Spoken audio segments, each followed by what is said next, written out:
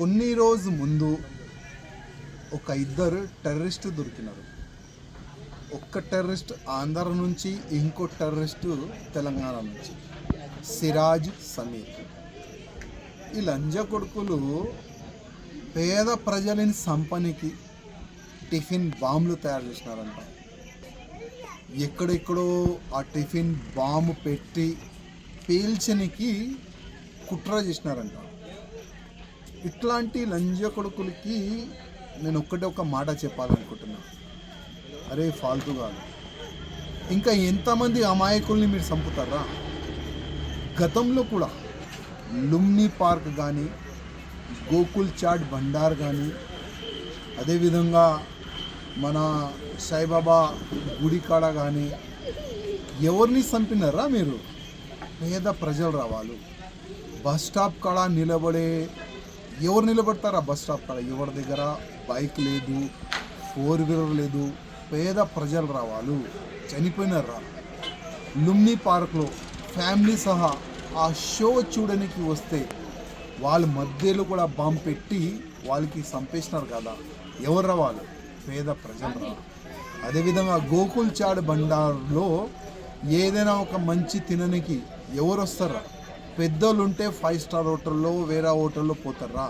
కానీ ఎక్కడ కూడా వచ్చే పేద ప్రజలు రా, వాళ్ళు కూడా మీరు చంపేస్తారు.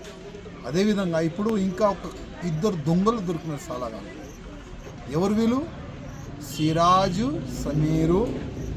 ఏ మతంకి చెందిన వాళ్ళు ఉన్నారు ఈ కుక్కలు? ఇవాళ తెలంగాణ, ఆంధ్ర ప్రజలు కూడా చూస్తున్నారు. నేను పోలీస్ అధికారులు ఎవరు వీళ్ళపైన ఇన్వెస్టిగేషన్ చేస్తున్నారు కదా, వాళ్ళకి ఒక రిక్వెస్ట్ చేయాలనుకుంటున్నా.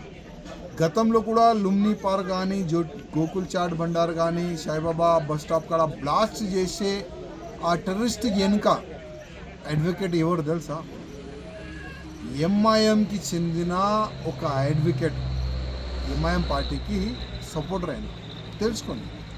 ఇప్పుడు ఈ కుక్కలు ఇద్దరు అరెస్ట్ అయినారు కదా, ఒక ఆంధ్ర నుంచి, ఒక తెలంగాణ నుంచి, ఇంకా ఎక్కడెక్కడ నుంచి ఎంతమంది అరెస్ట్ అయినారు అది ఏఎన్ఐ వాళ్ళు చెప్పాలి.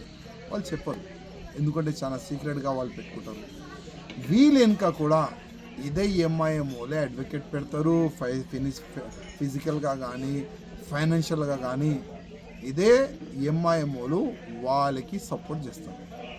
సపోర్ట్ చేసిన తర్వాత వాళ్ళు జైలు బయటకు వస్తారు, మళ్ళీ బాంబులు తయారు చేస్తారు, ఇంకా ఇక్కడిక్కడ బ్లాస్ట్ చేస్తారు, తెలియదు.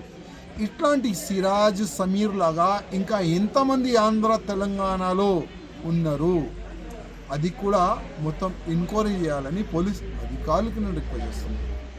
ప్రత్యేకంగా ఎన్ఐఏ పోలీసు వాళ్ళకి నేను రిక్వెస్ట్ చేస్తున్నాను, మొత్తం డీప్గా వెళ్ళండి. అదేవిధంగా ఎన్ఐఏ పోలీస్ అధికారులకి రిక్వెస్ట్ చేస్తున్నాను, ఎవరెవరిని వీళ్ళు టార్గెట్ చేసినారు, ఏ నేతల్ని వీళ్ళు టార్గెట్ చేసినారు, ఏ హిందూ నేతల్ని వీళ్ళు టార్గెట్ చేసినారు, కనీసం వాళ్ళకి ఫోన్ చేసి చెప్పండి, లేకపోతే పిలిచి చెప్పండి, అయ్యా నువ్వు టార్గెట్లో ఉన్నావని. మాకు మీరు చెప్పే అవసరం లేదు, ఎందుకంటే నాకు మంచి సెక్యూరిటీ ఉన్నది. కానీ ఎవరికి సెక్యూరిటీ లేదు, కనీసం వాళ్ళకైనా మీరు ఫోన్ చేసి లేకపోతే పిలిచి చెప్పండి, అయ్యా నువ్వు టార్గెట్లో ఉన్నావని. ఎందుకంటే కర్ణాటకలో హిందూ కార్యకర్తల్ని, నేతల్ని చంపేస్తున్నారు. వేరే వేరే స్టేట్లో కూడా హిందుత్వ గురించి పనిచేసే వాళ్ళు కూడా చంపేస్తున్నారు. కనీసం ఆంధ్రాలో కానీ, తెలంగాణలో కానీ ఇట్లాంటి హిట్ లిస్ట్లో ఉన్న వాళ్ళకి కూడా మీరు కనీసం పిలిచి చెప్పండి. వాళ్ళకి మీరు సెక్యూరిటీ ఇస్తారా లేకపోతే ఏం చేస్తారా అది మీ మర్జీ. కానీ అరే ఐఎస్ఐ కుక్కల్లారా, యాద పెట్టుకోండి, మా జోలికి వస్తే, మా ఫ్యామిలీ జోలికి వస్తే మళ్ళీ మీ ఫ్యామిలీ కూడా ఉండవురా లంజ కొడుకుల్లారా. ఆ మాట మీరు యాద పెట్టుకోండి.